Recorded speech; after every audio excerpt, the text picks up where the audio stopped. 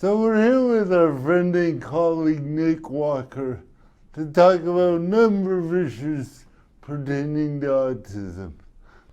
And Nick, could you just briefly describe who you are and a bit of your background? So my name is Nick Walker, and I'm an autistic author, speaker, activist, and scholar.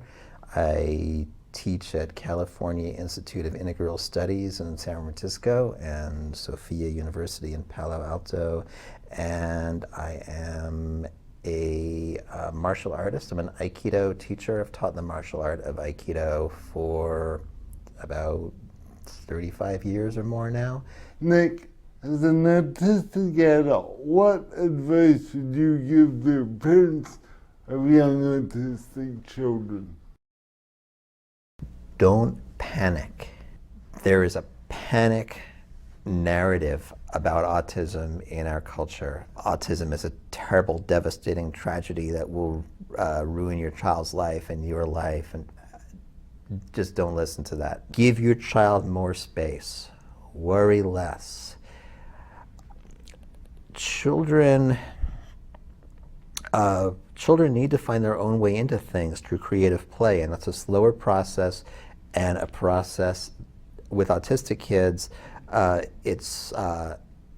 It can be a slower process because autistic children have a more complicated sensory and cognitive experience to manage, more complicated and more intense compared to non-autistic children.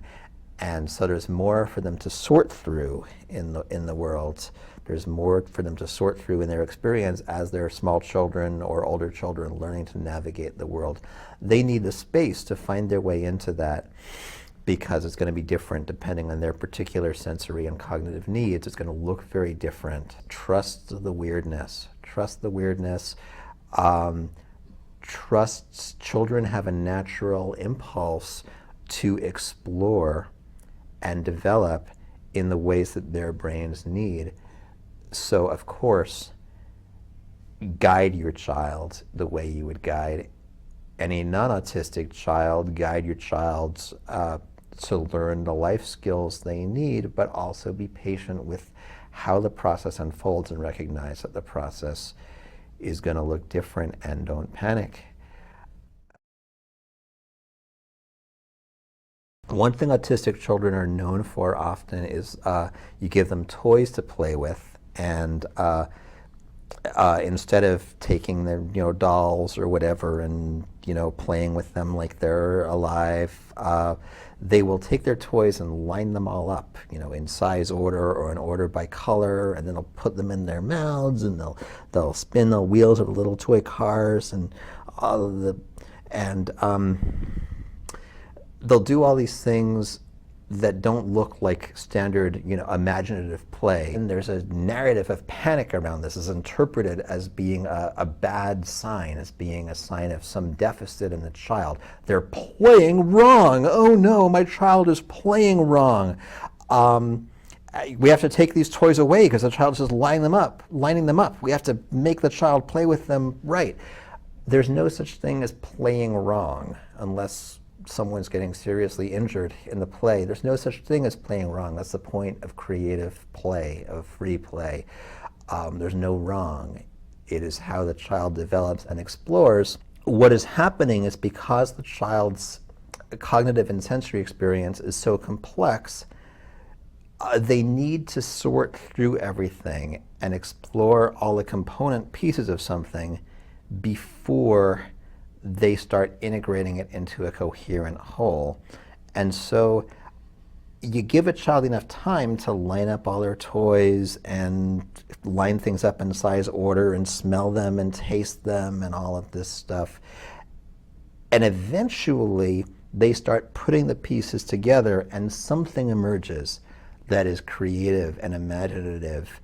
Once they understand all the components, they start putting them together in very creative, exciting ways, and that may look like standard imaginative children's play, or it may be building things in different ways. But you have to give it the space to develop. And what happens is people look at the kids who are lining up their toys and tasting them and not playing with dolls like they're alive, and they say autistic children, they lack imagination. Autistic people lack imagination, and they lack this ability to do creative play. Of course, every autistic adult I've met is in some way or another a highly creative and imaginative individual. If you take away the toys or stop them or try to force them to play in a particular way, they'll never get a chance to develop their own unique creativity. If you give it space and don't panic and just observe and let them play the way they're going to play, eventually these amazing understandings and forms of creativity will emerge from that. But it's necessary to be spacious with that, to do exactly the opposite of what behavioral therapists do, where they try to make kids play in a certain way. Same thing with body movement, which is just creative play again. The way your child moves, obviously you want them to learn to do things. If you want them to learn to do basic manual tasks that children need to do and such, but the way, let them find their own way into it. The way they move is part of how their brains work. So movement for non-autistic children also, it's the case. They need to find their own ways to move their body and play, and they develop their little brains by moving around and exploring the world. Autistic kids do too, and they also move as a way of regulating their sensory experience and their cognitive experience. The movement of the whole body, of the hands, rocking movements, all of this are ways of regulating sensory experience. They're intimately connected to how the child is thinking and processing. If you try to force your child to move like a non-autistic person, or you suppress movements because they're disturbing to you because they're not normal enough, you're suppressing your child's ability to develop their best potentials, and you're suppressing their ability to regulate their sensory experience. They're trying to develop it. If a child is falling apart and having meltdowns and screaming fits and such, it's because they're overwhelmed. Something in their environment is overwhelming them. There's sensory overload, or just too much information to manage, or generally a sign of mental exhaustion or overload. Now, eventually, given the space, as kids grow up, they can learn to regulate themselves. They can learn to regulate their experience so they don't overload. And it's good to help kids with that. It's good to help kids encourage them to use their own strategies, which may include distinctively autistic ways of moving their body, like rocking and flapping their hands, and exploring textures of surfaces, and so whatever it is, touching things, whatever it is they need to do to regulate themselves, let them do it. And in terms of what sort of special therapies or lessons an autistic child might learn, prioritize self-regulation in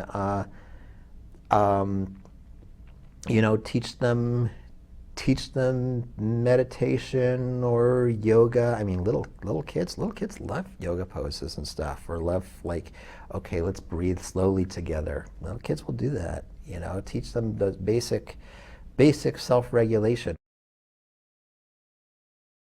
Any program of therapy or education that won't let your child rock back and forth and flap their hands and touch things and look away from people and all,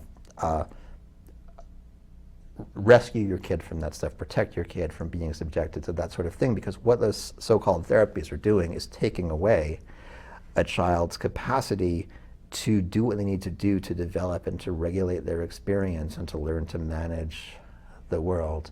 So there's this vicious circle, this cycle of self-fulfilling prophecy. Your child is falling apart and melting down and screaming, and parents panic and think, oh, there's something terribly wrong with my child. And then they put the child in, you know, some program of behaviorist therapy, ABA or something like that, or some other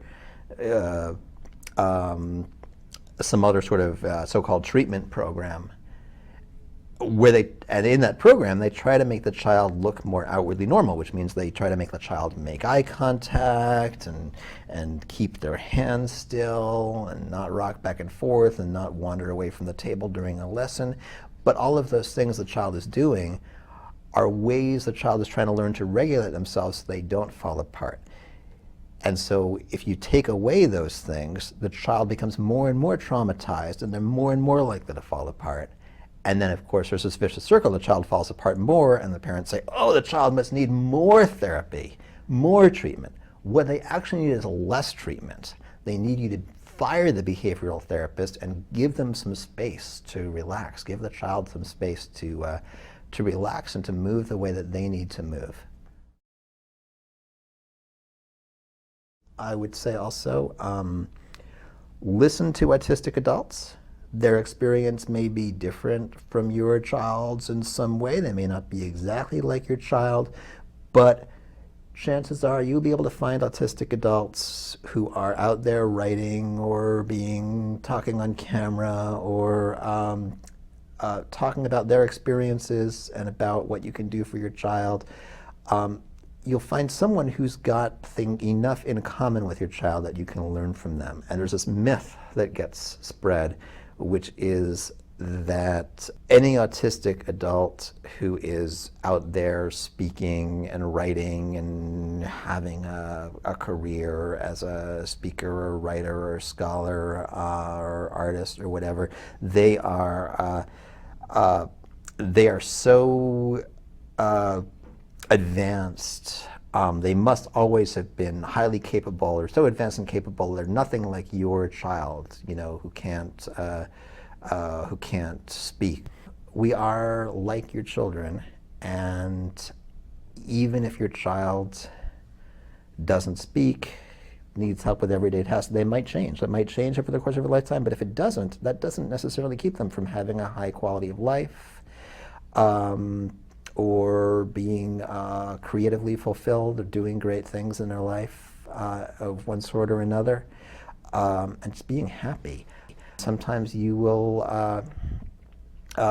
you look at someone's, you know, writing in a book or writing on the internet, and they seem very articulate to you. You don't know what their life is like. A lot of their extraordinary autistic activists and writers like Amy Sequenzia, for instance, who are non-speaking in their daily lives. They communicate entirely through typing, and when they were children, their parents were told, your child is low functioning, your child is extremely low intelligence, and they'll never be able to communicate, and they'll never have high quality of life. And these people, you know, Amy Sequenzia, for instance, you know, a friend of mine, non-speaking, needs help with everyday tasks, but very articulate writer, great poet, wonderful person, and she's happy. She has friends, she thinks of herself as having a very high quality of life, which, after all, is what any good parent wants for their kids, right? Is that happiness and creative fulfillment. So people look at autistic adults like myself who are, you know, a graduate degree and career and marriage and child and all that. And yeah, parents want that sort of thing for their children. I do not think if they'd seen me as a child that they would have guessed. You know, I was not a child where when I was 5 years old, people were saying, oh yeah, he's got a great future as a speaker, and oh yeah, he'll give me grandchildren, and he'll go far. People were not saying that about me when I was 5 or when I was 8. So it's ridiculous to look at any autistic child and any autistic adult and say, this child could never end up being anything like this adult, because you have no idea.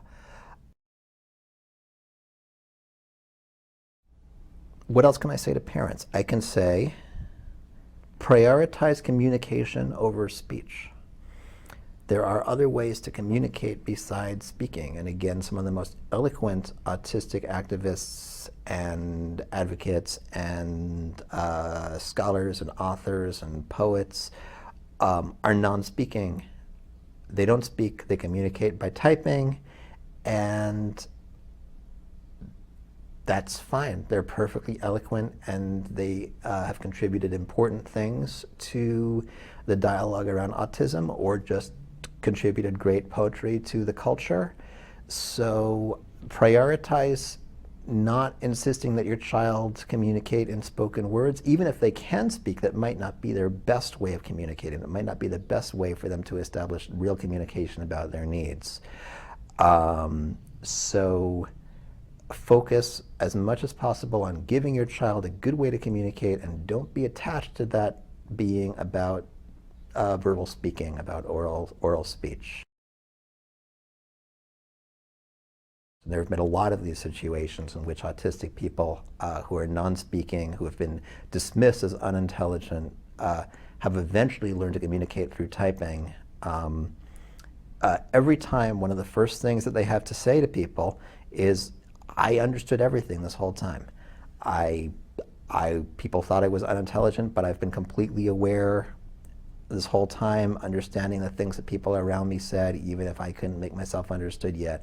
So assume that there's some level of comprehension there, and whatever your child's challenges are, if they have interests in things that are complex, let them follow those interests. It's very possible that a child may never learn to speak and may never look normal. They may look by non-autistic standards extremely weird, and maybe the experts call them names like low functioning or whatever. But it's possible that the child, if they follow the things they're interested in, music or poetry or learning about some particular thing, that they can end up with a very sophisticated understanding of the particular things they're interested in. So let them follow their interests, and you may be happily surprised by the long-term developmental results of that.